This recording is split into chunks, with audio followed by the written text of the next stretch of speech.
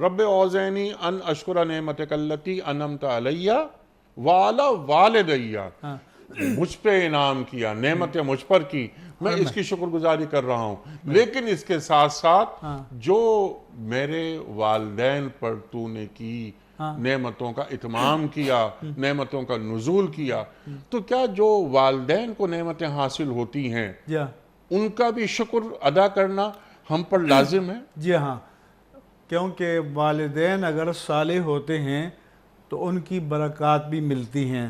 ابھی ایک پروگرام میں ہم نے کہا تھا کہ حضرت خضر علیہ السلام کو حکم ہوا کہ یہ یتیم بچوں کی ڈہتی ہوئی دیوار کو دوبارہ کھڑا کر دو، کیونکہ اس کی نیچے خزانہ تھا، تاکہ خزانہ محفوظ رہے، جب یہ جوان ہو جائیں تو اس کو نکال کے استعمال کریں۔ اور حکمت کیا بتائی؟ وَكَانَ أَبُوهُمَا صَالِحًا، جی ہاں، ان بچوں کا باپ نیک آدمی تھا۔